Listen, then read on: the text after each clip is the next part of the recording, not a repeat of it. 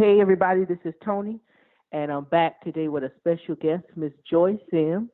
How are you today? I'm well, thank you. How are you? I'm doing wonderful, thank you. Now, Joyce, the world came to know you back in the late 80s Right. for songs like Come Into My Life, All in All. You definitely had major success here and in the UK. Mm-hmm. Um, how did you get started in music? Not professionally, but just in music overall. I'll, I've always wanted to sing, so singing in church choir, like, in the youth choir, starting out there, Okay. 13, 14 years old. Mhm. But, yeah, I started singing in the church choir. All right. And did you always want to be a singer? Well, I actually wanted to be a writer and producer. Okay. I really just was concentrating on writing songs. Right. I've seen before that you said once that if it wasn't singing, that you would probably continue pursuing being a lawyer. Yes. What was basically the turning point that made you ultimately choose being a singer? Okay, I saw how much reading you had to do to be an attorney and how much time was required. Okay. And it was taking me away from music totally, and that couldn't Mm-hmm. happen. So that was my decision. After I saw the work that it took to be an attorney, I was like, I can't do that. Right, right. Okay. And so then, basically, you ended up getting signed by Sleeping Bag Records. Yes. This is like 85, I want to say. Yes. Okay. And so how did you end up getting hooked up with that label? I was doing some um like they called it spec time back then, some studio work with an engineer. And I was Mm-hmm. doing background vocals, or I think it was background vocals, and I may have been doing some lead vocals for some of his demos.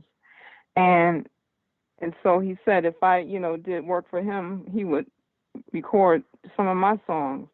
And so Okay.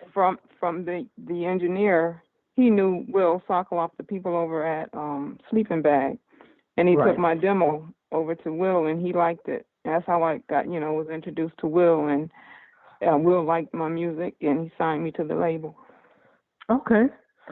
And so then you ended up your very first album, actually, Coming to My Life, ended up, and then that title track ended up being a very big single for you, if not the biggest for you. Yes. What was that, success like coming out of the gate for you as a new artist? I mean, it was unexpected, and it was a lot of work. I Of was course. I was working so much till I really didn't realize what was happening because you're constantly traveling. I'm in the studio. I'm traveling. I'm doing shows in the U.S. I'm traveling overseas. Right. So it was just continuous, and Mm-hmm. I couldn't really understand what was happening as far as the song itself, what it meant to people and the DJs and everything. Yeah.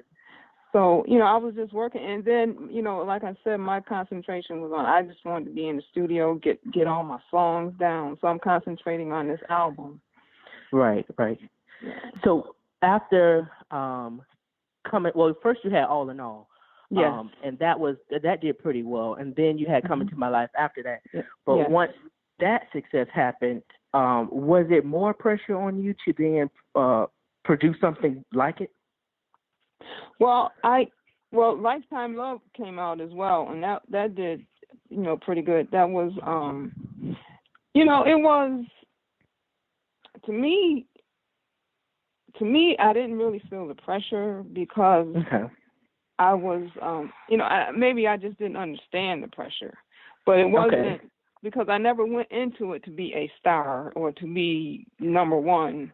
That wasn't my mindset. I just wanted to write songs, record my songs, and get my songs out to the people.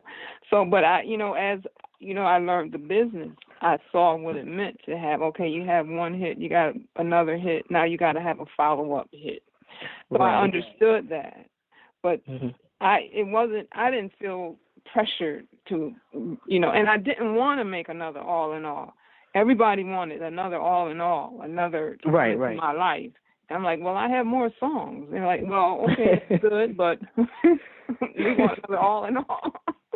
Exactly. So, I found something very interesting, and that was you being a songwriter. Mm-hmm. I don't think that's something that's talked about enough amongst artists themselves, especially even women sometimes in the business. But you pretty much wrote that whole first album, right? Yes. I did one cover of the Love Makes a Woman.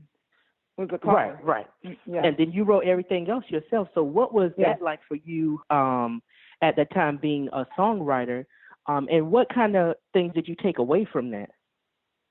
Well, I was really blessed because Will he embraced my songwriting, and even I did some producing on that album as well. Right. And he let me produce. So, I really appreciate him for that.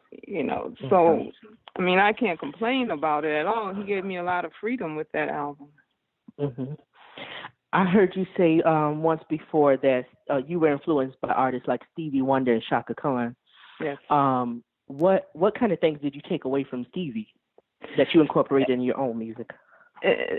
Stevie is just like total package. I love the way he writes, he sings, he produces, and I just love Stevie Wonder, and his music is so soulful and meaningful. All his songs have a message, and they're like universal. They don't get old. Exactly. And when I write, I'm always thinking, okay, so do you have something to say? Does it make sense? Why are you writing this song if it doesn't make sense? You have nothing to say here, so let's throw this one away. So that's just my thought process. Well, hey, it's a good one. So if it works, But what kind of besides that, what kind of process do you take to come up with a song when you're writing? It's changed over the years, but I can, it could be a situation that I'm going through. It could be a situation that I've heard about, or that as long as it touched me in some way and I can relate to it, I can feel it, then I can write about it. Even some titles I hear, I'm like, oh wow, that's a song. And and I'll take that title I hear, or a sentence or something. I'm like, oh wow, that's really beautiful. That could be a song. And so I'll elaborate around it. But it just really it has to touch me somewhere. I have to feel it somewhere, and then I can write about it. Okay. So songs like "Come Into My Life." What was the inspiration behind that? The title. I love the title, "Come Into My Life," and I was really into Patti LaBelle. It was LaBelle at the time, and I think they had an album or something with that "Come Into My Life" in it. But I just love that "Come Into My Life." I mean, it means so much. You can have so many different meanings. So that's really where that came from. Nice. Okay. So basically, once you got started, in your career, once you started seeing how things were flowing, including with songwriting, with touring, with all of those different things, what did you have a specific direction that you started, going in or wanted to go in as far as music was concerned? And was that influenced by somebody else at the time? Well, I really wanted to perform. I wanted to tour with the band, the live band, because I was doing a lot of track dates, and that's what was happening at the time because I was doing dance music, so it makes sense, right? You show up, do 3, 4 songs, and that's the night. But I wanted to do a band because I started out in my hometown singing and playing in bands, and it was always a live sound. So I love that. And there's nothing like a live band, So I've always wanted to do that, and I did tour with the live band in the States here, and we did overseas as well when Come Into My Life, when it first came out. was popular. I mean, and that's when I do a lot of shows overseas now, and it's always, when the majority of the time it's with a live band, and I love it. Right. I love it. Yeah, I think it brings much more of a personal feel to a song as opposed to you just being in a studio. Well, with the live, it's more freedom. With the tracks, you know, everything is already set. You got to know your cues, you know, the timing and everything, you know, because if you miss it, you just missed it. You don't get a chance to go back. You know what I mean? Right. And you can't. And with the live thing again, I can relate more to my audience. You know, I feel them. You know, I can ask them a question, they'll answer, and just more. There's just more interaction and everything, and more freedom. I feel with the. I mean, you have to have some kind of restraints because you're on the time, but still, it's just more freedom. You know, if I miss a cue, the band's going to catch it. They're going to go around again, and you better go at this time. Exactly. You know? That's true. So, in performing, in all of your years of performing, of course, you did a great deal of touring across the seas, over here, of course. Yeah. What's the difference between the audiences, like, you know, in the UK as opposed to here? And do you have a particular place that you like to tour more? I think the difference in the audience is in the overseas. And I can really say in the UK, they really appreciate the artist. And it's not like you got to have something on the charts to be appreciated. You don't. Right. They just love your music. And if they support you, they just support you. They're loyal fans. You know, and I mean, there's nothing against the U.S., but it seems like the U.S. is so driven on numbers and the charts. And you know, and it's not about, to me, it doesn't seem like it's really about the music. Well, we know that from what we hear on the radio and everything. It's just about how many sales you can get. And I mean, and that's important as well. But it's more overseas, I find that it's the fans are more loyal to the artists and to the art that they're bringing them. And I love the UK because they have been so faithful to me. I mean, they show me a lot of love and support, and you know, and I really appreciate them for that. Yeah, that's something that I noticed too. A lot of artists saying, you know, they really embrace artists more. Like you said, even if they don't have something on the charts, and you notice sometimes that a lot of artists who aren't, you know, recording as much anymore, they sometimes go over there and just start touring over there. Right. Yes. Yeah. So it's definitely a great thing to know that somebody is still loving your music no matter what. Yeah, it is. I mean, no, don't get it wrong. They love my music in the States as well, but it's just, right. I mean, I can pay all my bills overseas. Okay, working overseas. Exactly. But I just want to piggyback off something that you said as far as like artists being on the charts. During your time of being at the height of your career, or even when you weren't at the height, did chart success mean actual success for you? Yeah, it did, because they were real numbers when they were real numbers when my songs came out. And because, you know, I think I stayed on the charts for several weeks with some of with most of them, my songs. So they were real numbers. You know, that's like a tricky little subject. You know, now it's like, okay, you tell the promotion guy, okay, I need you to make this song go into the top 10. They'll make it top 10. You know, now is that a real top 10 or is that a top 10? Okay, so exactly. Right. That's true. But did you, let's say, per se, reap the benefits of those chart successes? No, I believe I did. Okay. As far as the finances and being paid by the label, if you mean that. You know, I'm quite sure I didn't get all my money, but I'm not one of those stories where I didn't see any checks. So Okay, well that's definitely a blessing. Oh yeah, for sure. That's definitely a blessing because I can't. Well, you already heard some of the stories like I did, Yes. but Yes. it's numerous people that say we didn't get paid this or we were short at that, So that's definitely something great. In your recording though, you did 2 albums with Sleeping Bag, which was Coming to My Life first, and then you had what was All About Love. Right. And 1989 was All About Love. Mm-hmm. And then you guys released pretty much some singles off of there, and then you had Who's Crying Now in 94. Mm-hmm. And then you pretty much just like took a break.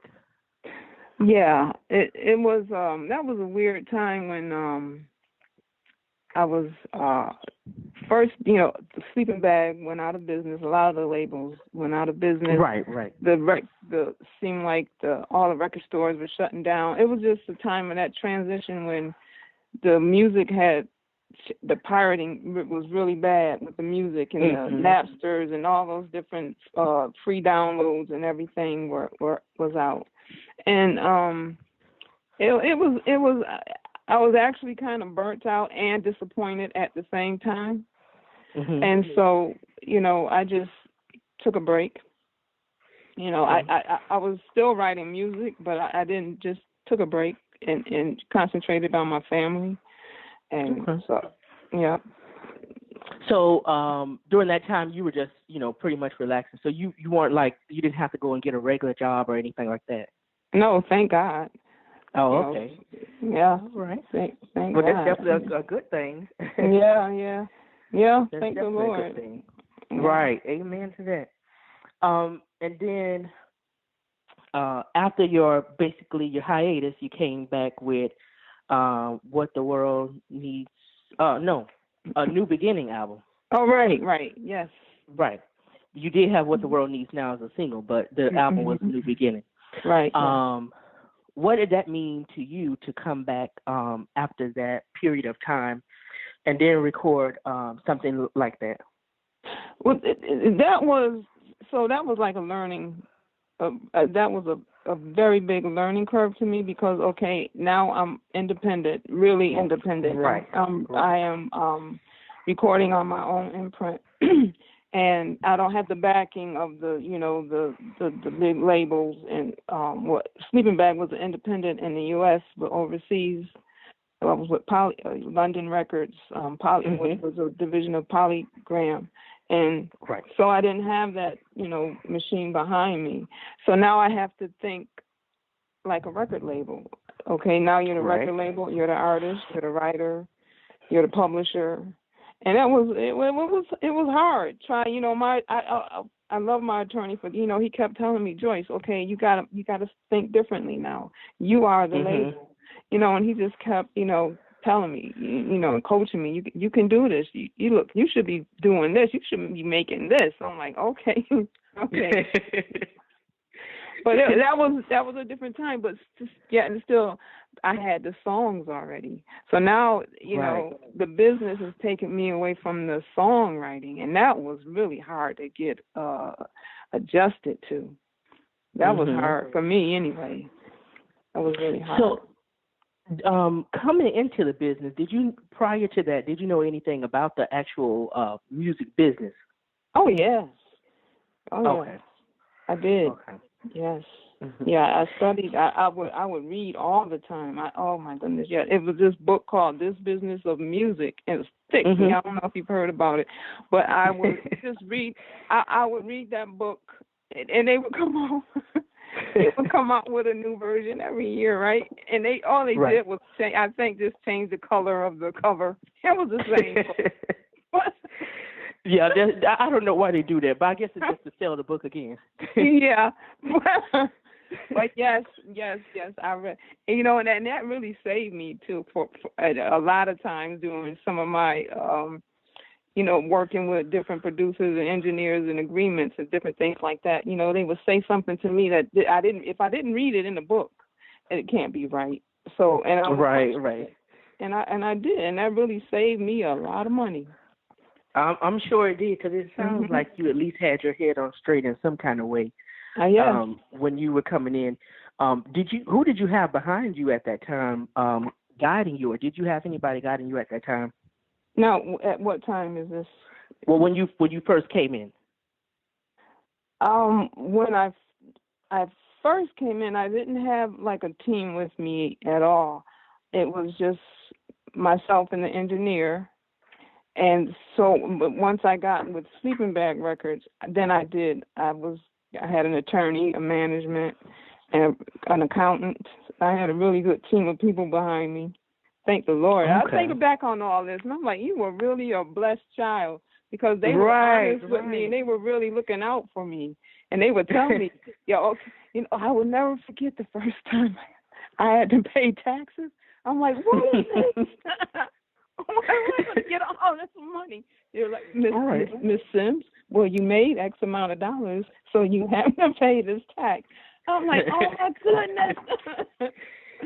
So, but yeah, they did. They really looked out for me. Well, that's definitely a blessing. I can't tell you. You have people who have great careers, but they always somewhere in there say, I felt like this person was taking advantage of me, or I was too young, or whatever the case may be. But it actually sounds like you were aligned with people who actually cared enough about you to help you. Yes, I was, and like I said again, that was a blessing. Now, I'm not saying I didn't get taken. I'm quite sure I'm owed a lot of money, but but it wasn't like I didn't see anything. Oh yeah, I did. I did. Yeah. So you basically you didn't really miss a lot. Is what I'm getting. Well, see, and you never know, because you never get a true accounting. So, well, yeah, that's true. You know what I mean? So I can't say that. All I know is, when I know every quarter or every 6 months or once a year, however your royalty statements are due, I receive my royalty statements and a check. So now, so now, and then it's okay, so now you want to do an audit. And there again, it's going to cost you so much money to send in your accountant to look at the books. Exactly. And are you looking at the right books? You know what I mean? So it's I was like, wow, okay. Yeah, it's a lot. It's a lot. It is. It's a lot. Basically, but like you said, thank God for at least most of the people that you had around you, and for your situation, though. Yes. Yes. But looking back over any of that stuff, in your beginning of your career, do you feel like you had any regrets or something that you would change? I don't have any regrets, because I believe things happen for a reason, and they happen in the timing that God has specified for you. So, I don't have any regrets. I mean, I'm sure it could have been some things I may have done differently, but I don't have any regrets. Okay. Well, that's good. Oh, that's another blessing that you don't have. It is. It is. But as far as music, the last album that you had out was Love Song, right? Yeah. In 2014, I want to say. 15, yeah, around that time. Okay. Yeah. So, and then you haven't really. I know that you recorded some singles over the years, but no album since then. Right. So, are you working on an album? Are you working on new music? What's going on? I am. I'm working on a new single, and that'll be out next month. And this is April. Okay, so that'll be out this month. Okay. And what's the title? Everybody's going through something. All right. Yes. And the album is coming out as well this year. So, and that's hopefully it stays on schedule by the end of the summer. Okay. And do you pretty much have for the album, do you pretty much have a direction of where you're going as far as like what kind of genre it's going to be, or is it going to be mixed? It'll be a mix. It'll be mixed, but not.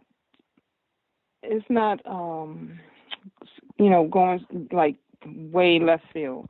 I'm exploring more with sounds, different sounds, and because the technology, I really love it, and the different, there's so many different layers now of music and different sound and techniques and everything that you can use, and that's available to you, and I'm just trying to take advantage of it. And because I feel like, okay, if you apply this to a really good song, a good structure and everything, it should be something good. So exactly. Yeah, so that remains to be seen, but that's where I'm headed. Okay. So now, over the last 20 years, maybe even 10 years rather, that music has changed tremendously. The way that music sells, the way it's listened to has changed. So how do you feel about like streaming music, like Apple Music, Spotify, and that stuff? How do you feel about that kind of stuff? Well, today you need it. Spotify. You still have to, as an artist, you have to have it.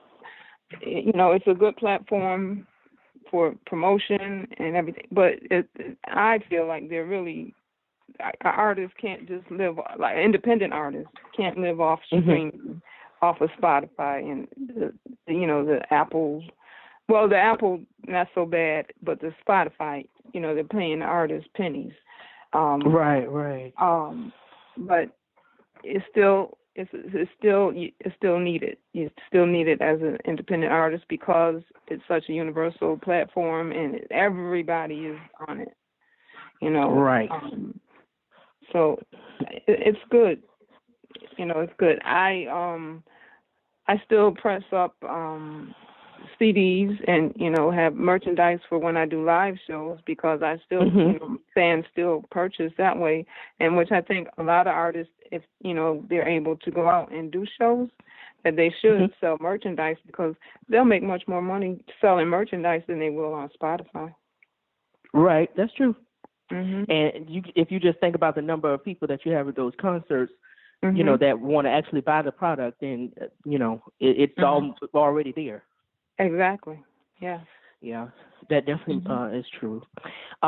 So now that music has changed, the way that music is put out, basically, the way it's listened to, and even the way that it's being manufactured. Of course, you have new singers. Do you feel that you have to change your sound to meet the sound of today, or are you still just staying with what you know? Well, you have to change the production change. Well, the production changes, but but it's going to sound it automatically is changed because of the the digital sound and the formats that music is being recorded on and produced on now. It's not like the analog to tapes and everything in big studios. A lot of people are using their home studios, Pro Tools and Logic and different things like that. So the sound is different. And so I think, automatically you're going to get a different sound. Now people are buying plugins to get that nice, warm analog sound back and put back into their, into their tracks. Yeah. Yep. Yep. I think I'm seeing now. Excuse me. Of course, I wasn't alive back then, but we're seeing now where more artists are kind of going back to what was happening in the 90s and the 80s, and incorporating it into their music as opposed to, whatever might be going on now, because that's what people are gravitating to, actually. Yes, exactly. You listen to commercials, and you hear all this music from back in the 70s and 80s.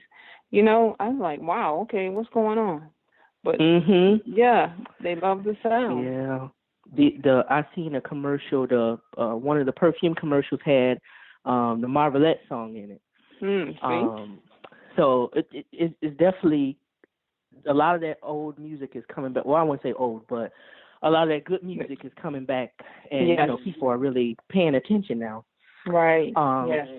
speaking of that, is there any new artists that you would like to work with, or artists, period, that you would like to work with? I'm not saying new. Wow. Oh, new artist. Well, not new, but like Bruno Mars. I think he's an amazing writer and artist. Wow, so many. Oh, jeez. it's so many. I can't even.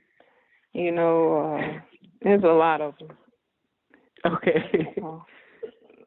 That's all right. So, out of all your songs that you wrote or that you recorded, which one would be your favorite, or do you have a favorite? I really like It Wasn't Easy, and that's off of my first album. Mhm. It Wasn't Easy. That's like one of my favorites. And I like I really like All I Want Is You, and that's off of the Love Song album. Right. Yeah. That was yeah, I really like that track. So, those are good ones too. I think people don't pay attention to the album cuts now too, as opposed to what the single actually is. So hopefully some people who are listening know those songs. But if not, they can go and pick them up. Right. They're available. Right. So what I did want to ask you too is, I know you've seen Unsung before, or you probably have. Yes, I have. Would you ever consider doing a show like that, or do you consider yourself unsung as well? Well, I'm trying to really understand what is this unsung, because I've seen everybody on unsung, and I've questioned myself okay, why is she on unsung? So if unsung calls me, I'm going, yes. Okay. Listen, I definitely said that a few times as well, especially with some of these people. I'm just like, okay, they're still doing fine. I don't know why they're here. You're right. Right? Even when they branched off and they did Unsung Hollywood, and they had Megan Good on there, and I was like, I think she's all right, Yeah, she is. How about we find somebody else, somebody that we don't know about like that, Right. I would rather see, somebody else, but hey. I don't know. I guess they have to keep their ratings up as well, so I don't know. Right. Yeah. But I think too that over the course of that show, I think they have they used to. I don't know what's been happening recently, but they used to show that even showing the artists from before, it was still pulling in people, Now I don't know what happened, that they're getting new people and stuff like that, but I see that they're bringing some of the old people back, and I see they're doing Betty Wright now, so hopefully we're on the right track. Okay, yeah, that will be good. Yes. Yeah. So, I'm definitely advocating, because I want to see Joyce Sims on there too. Okay. All right. Thank you. And then I just want to ask you too, what is your what are some life lessons that you took away from the music business, and what is the greatest advice that you were given? Well, my life lesson is family first, family and friends, and they I know my family, it means the world to me, and when I started out, my mother would always tell me, she's deceased now, but she would always tell me, well, baby, you can always come home. You always have a home. And that meant the world to me, because, you're out with just, oh, my goodness, there's so much coming at you at all times. I mean, you have your highs and you have your lows. You don't know who really is a friend or who's really in your corner. But you can always depend on family. You can go back home and just be who you are. So that meant a lot to me, to make sure I took care of family first. And any advice that I would give is to, be true to yourself. And if you're coming into, you want to be a singer, songwriter, whatever it is, know why you want to do it and study. Study your skill. If you want to be a singer, you study your voice, study singing. Try to take up an instrument, and have knowledge before you come in, and don't be so anxious to take the first deal or any deal that's presented to you. Have something to offer, and know that you know your worth. Know what you're worth, and don't come in for the money or the bling and what you see on TV, because that's television. That's not real life. Exactly. It's not real life. Exactly. And then I just want to ask you lastly, what is something about you that people might not know that might surprise them? Oh, wow. I'm a sports fanatic. I love basketball, football, and I'm really missing it right now. I think, excuse me, I think everybody is pretty much in that boat right about now, whether it's, sports or whatever, especially with this quarantine going on. Yes, yeah. I think the only thing that's probably keeping me sane right now is music. So. I know. Yes. But I say something this different. Shall pass. Yep. Exactly. Yes. But in all things, God is good, and we're still alive, we're still healthy, and we still got life to move forward with. So, I'm always grateful for that. Yes, same here. And Ms. Joyce, I want to thank you so much for your time, and thank you so much for doing this with me today. Before you go, though, I want to just have you let people know where they can find you on social media. Also your website, all of that stuff. Okay, and thank you so much for having me. I really appreciate that. And no I can be reached on JoyceSimsOnline.com as my official website. It's one word, JoyceSimsOnline.com. And I'm on Instagram, The Real Joyce Sims. I'm on Facebook, Joyce Sims, I think it's .7. There are other Joyce Sims, so I had to use all these different names. I am on Twitter. It's Joyce Sims, but I'm on all your social media platforms. All right, sounds good. And please be looking out for the new single. It will be released this month, as everybody's going through something. All right, and then the new album will be coming out, you said, towards the end of summer? Yes. All right. Well, Ms. Joyce, like I said, again, I want to thank you so much for your time, and thank you for doing this. You have been such a joy, and you have a great rest of your day, and I look forward to the new single and the album, okay? Okay, thank you so much. You're welcome. Have a good one. Well, you too. Bye-bye. Bye-bye.